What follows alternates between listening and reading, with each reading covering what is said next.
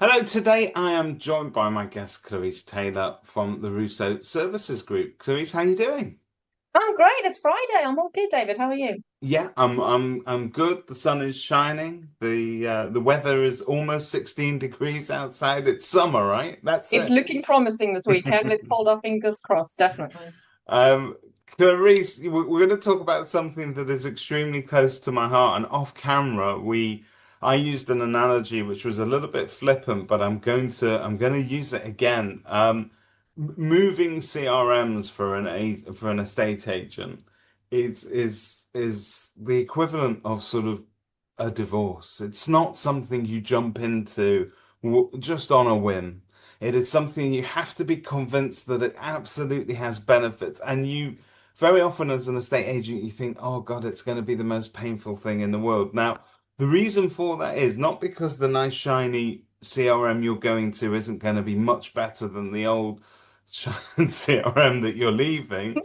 It's very often that you have this underlying anxiety that all of the data, all of your history kind of sits in that CRM. It is the engine that powers your estate agency business, and therefore moving it risks losing some of that memory, losing some of those details. And again, before we let you talk on that, another sub note to that is I very often, and I'm guilty of this all the time, look at things through the lens of perhaps a sales agent. So I'm very skin deep. I just want my pretty photos.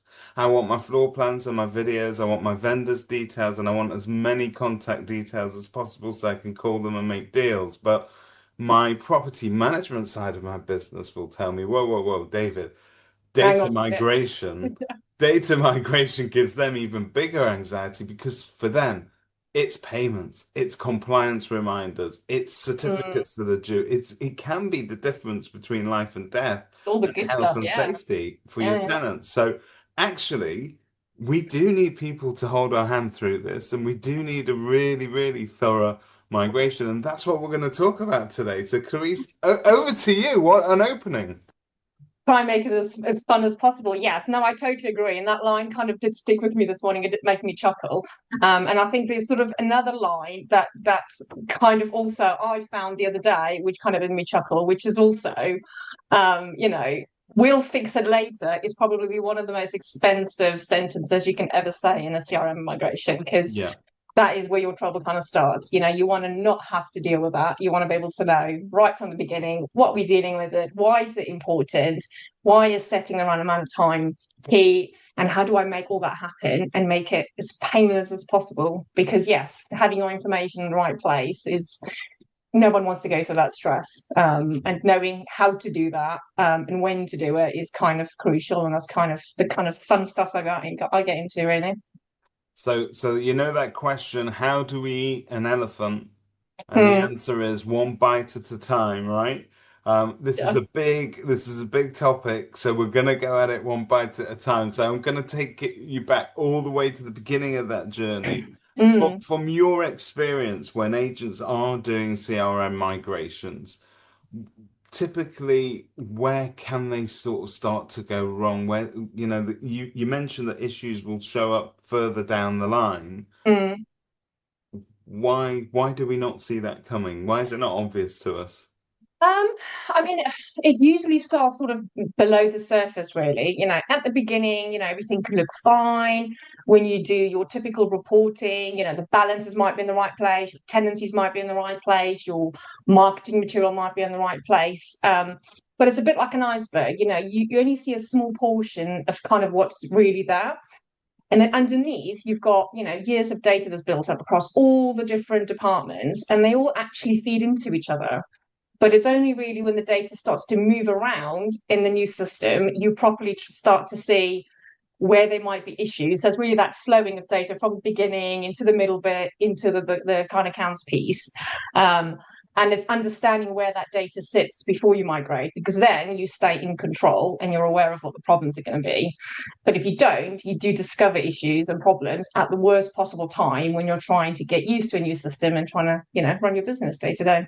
So that preparation phase sounds like it's really sort of important. how in practice do you guys assist me in preparing to make this move? What happens? Oh gosh, preparation, I probably would say, is the most important bit out of all of it. So think about it's like building a house, right? If you don't have your foundations right, it doesn't really matter how pretty it looks or how shiny it is, it just won't hold. And it's often a big pressure to move a conversion or migration really quickly because you've got deadlines for various different reasons. And the goal is always just to get into the system as quickly as possible. And the key thing is making sure that the data that sits underneath that I've mentioned before is properly checked. It is tested thoroughly, which is where I'm quite keen on helping people to achieve. Understanding, where everything fits together. Um, because those issues don't just disappear, they simply just show up much later. And that's usually at go live because that's when everything is live and there's lots of pressure and you're starting to use the system. So that's where time is really important, which is kind of where our team would come in. That time that you spend up front can feel expensive, it can feel tedious, but if you don't spend that time up front, you will spend 2 or 3 times longer dealing with it after, rather than beforehand. So it's not necessarily about slowing things down. It's making sure you're spending the key time in the right place, because if you do it right first time, it's so much better in the long run, and you'll reap the benefits at the end of it when you're live in a new system and everything is in the right place, basically. I'm a yellow in terms of the the four categories of people. There are your Yeah, reds, yellows, the greens, and the blues. So yeah. I'm to my core a salesperson. I want you to love me, like me, and I'm going to sell you something, and we're going to be friends. Mm, Um, in my property management department, there are plenty of greens and blues who are into the details. So their friends are the figures. mm. Whereas I go, opening balances, closing balances, who cares? Let's just get it done. Let's go live today. It's fine. It'll work itself Oh, out you're later. like many other people. Talk to me then rationally about opening balances and why it's so important. Um, Yeah, because so because we don't often.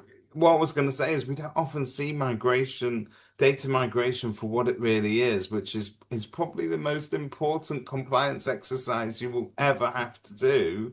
oh yes. So opening balances, where Yeah, are well, you let on me. that? I guess I'll explain what an opening balance is first of all. So it's kind of where you've got landlords and tenants who've got cash assigned to their records. So this could be where landlords have got float money because they've got works orders to do, or you've got tenants who's got rent money due to go to landlords. That's kind of what we mean by opening balances. So it's kind of where you've left off in your last system, and the starting point where you want to start in the new system.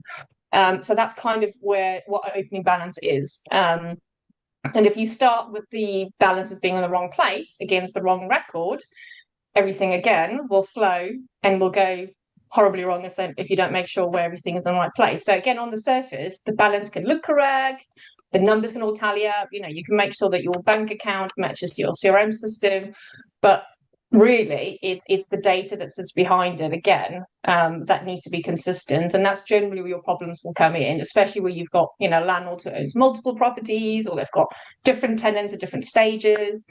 It's if you don't make sure that the money's sort of sitting in the right place attached to the data at the core of it, it's when those transactional pieces start and you start to do your rent invoices and you start doing your contractor invoices and you want to start paying people, that's when it will kind of fall down. Because if that hasn't been sort of configured and checked and tested right from the beginning, that's probably the most critical point that an agent will very quickly figure out if things haven't gone well, because that means fundamentally you can't pay people rent, you can't pay contractors. So making sure that the money sits with the right data is kind of absolutely critical to get that right from the beginning. And it does take a bit of time and a bit of patience, and you've got to really be getting into the thick and the detail of it. But once you've got that right, it means that everything will just flow naturally between your daily processes that you do.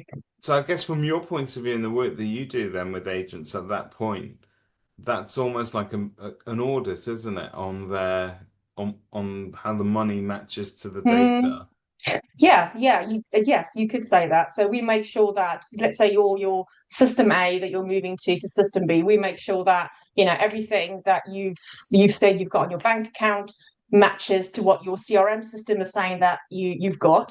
And then the essential bit is the breakdown of what makes up that money. Because if you're moving systems, you've got to be able to demonstrate as a business to be compliant that, oh, okay, I've got 1,000 landlords, this is their money, because that's how you move that data from platform A to platform B. And if you don't have that bit right, well, guess what? You're either going to realize that you don't have the money in your bank account that you should have, or it's going to go to the wrong person. So, like, yeah, you got to get that bit right. Okay, so under the category of things you should have realized but didn't, Mm. um, looking back with your sort of experience now, what is the one thing that you would say agents sort of consistently underestimate when it comes to data migration into a new CRM? What's kind of like, is there a theme running through all of this? Yeah, I mean, there's sort of two things really that stands out. Is one is how connected everything is based on what I've just explained. So you've got like the data side, but then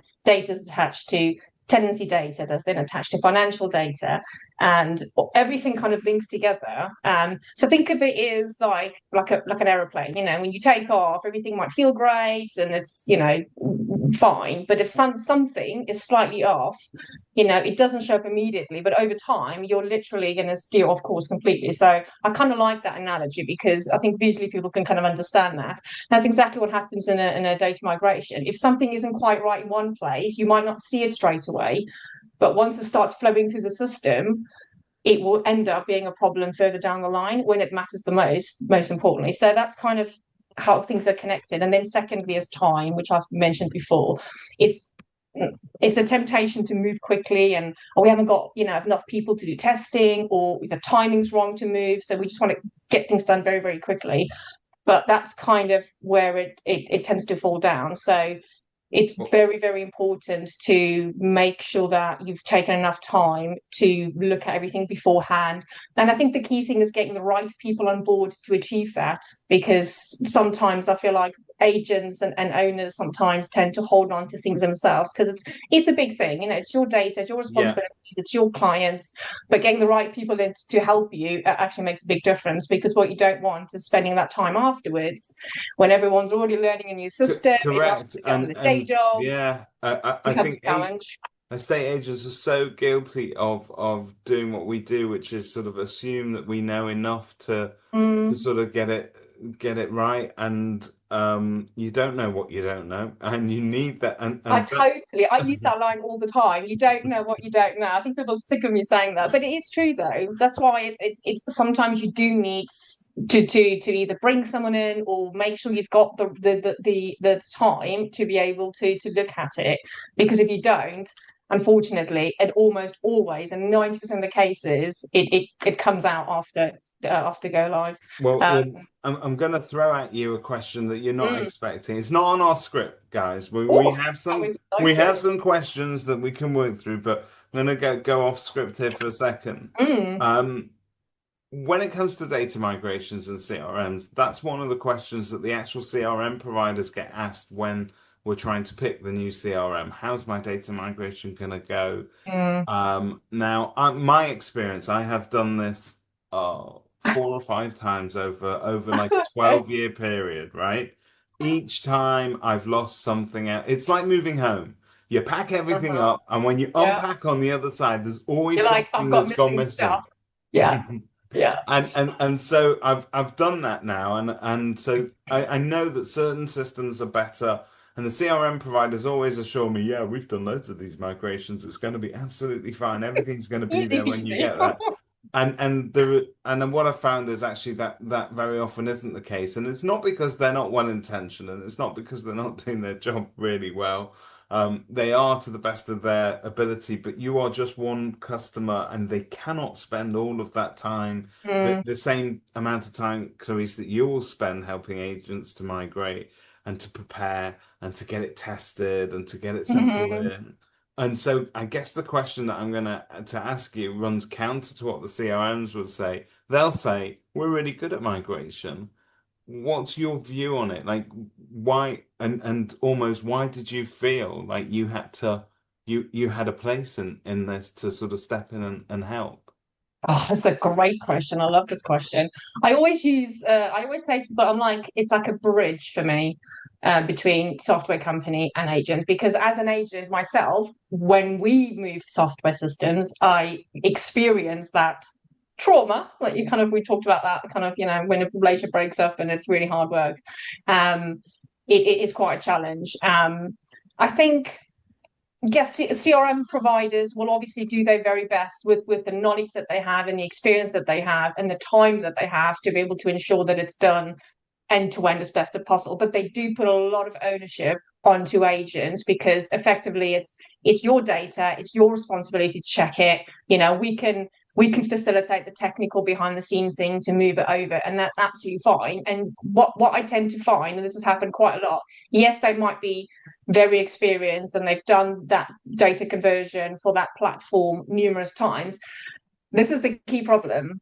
Agents don't use the systems in the same way. You'll have different agents who will use it completely differently. The data won't look the same from, a conversion that they will do this month to the same conversion will do the next month because not all agents use the system in the same way. They will use different fields for different things. And it very much also comes down to perhaps agents could use the systems a bit better to help them achieve more. And if they did that, then maybe will make conversions a bit easier. I mean, I don't have all the answers, but I think no two people use it the same way, which means they're not all just lift and shift and dead easy templates to do. They all need dedicated attention and planning. Okay, you handled that question particularly well and very diplomatically. CRM companies Right. came out of this okay. Panic's over, guys. Share values are going to remain on the level, okay? Uh, so we talk about sort of the waking up and realizing far down the line that something's wrong. Uh, Mm.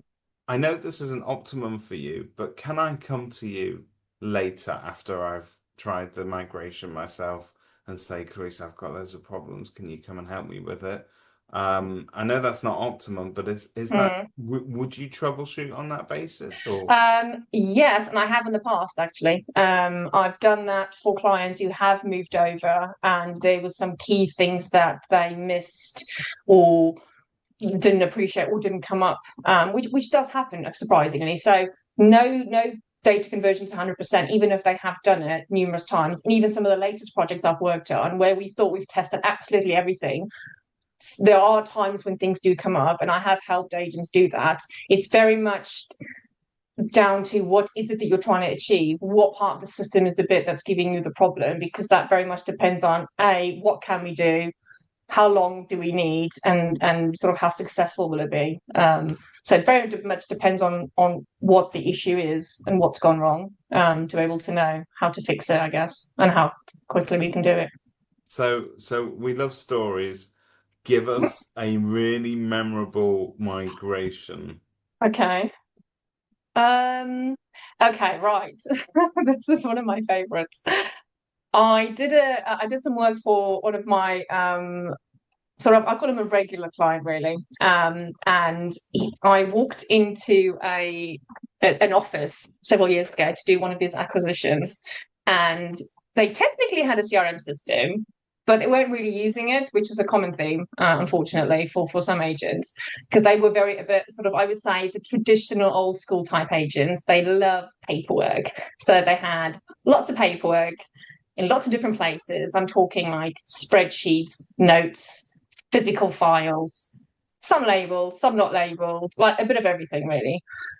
So part of the job was sort of to go through all the files and piece everything together. And I had paperwork coming out of my ears, literally trying to sort it all out. So it did feel like a bit of detective work and sort of putting pieces of puzzle together. But by the end of it, after about a week of literally being up here and paperwork and data and stuff, we managed to get it all together. And they were so chuffed with actually having everything in one place. But it was such a daunting task. And they just didn't want to deal with it because they're like, I've got no idea where to start because I don't know what needs to go where. So that's kind of always stuck in my head because it was a real challenge. But I saw the benefits and how chuffed they were when everything was sort of in one place, and it was actually a lot less stressful. But yeah, that was I did turn around after that. I'm like, don't send me to one of those again.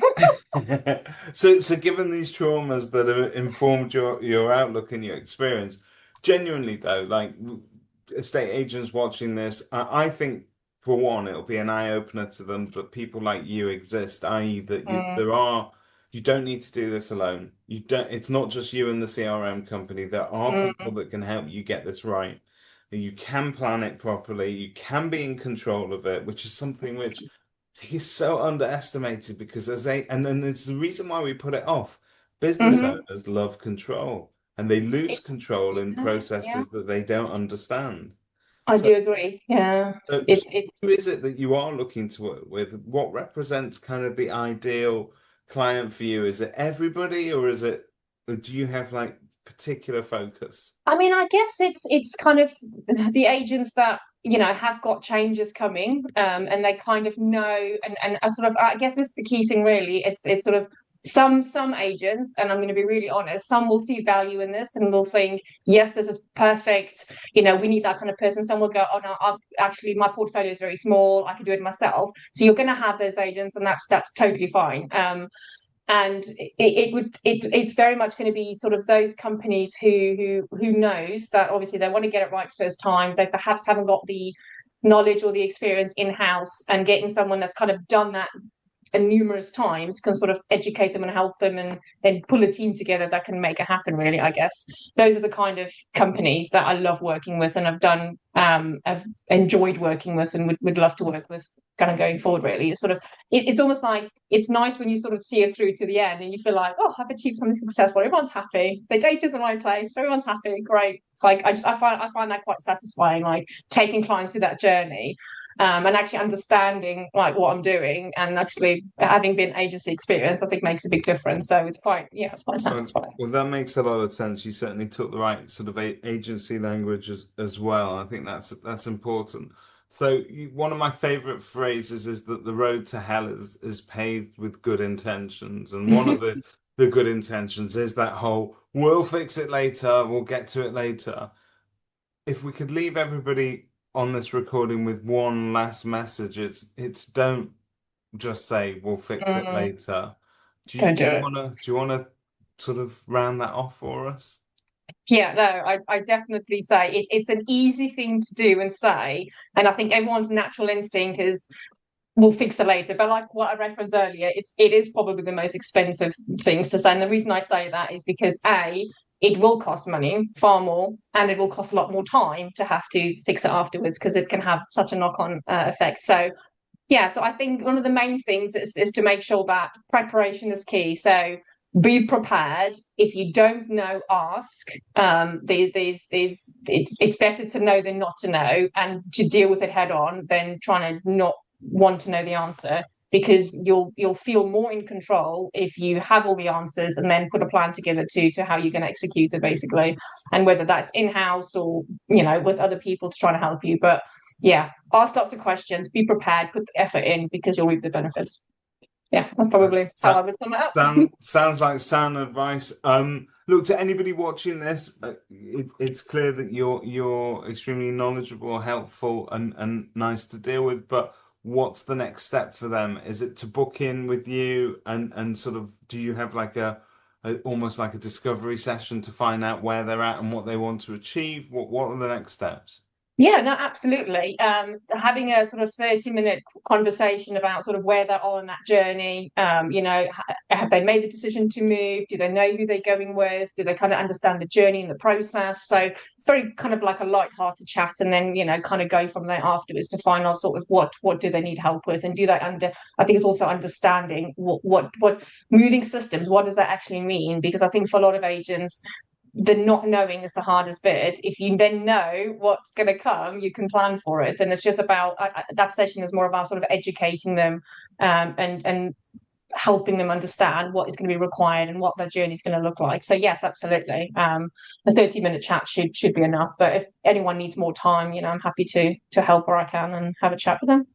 Well, take it from me, don't do it alone. It's a treacherous journey if you're trying to find your way along.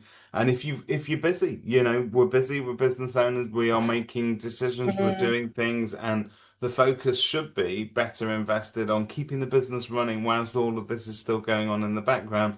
Leave mm. it to the people that know what they're doing, guys. You know how to sell and let houses. Let somebody else do the data There's a migration. saying. What's the saying? The key to being really successful is to delegate really well. So there you go. Yeah. There you go. Delegate it out. You heard it here Less first, folks. stressful. Thank you very much for your time today, Clarice. Thank Thank you. you. No, really appreciate it. It was lovely to meet you. And yeah, no, thank you so much. I really appreciate it. My pleasure.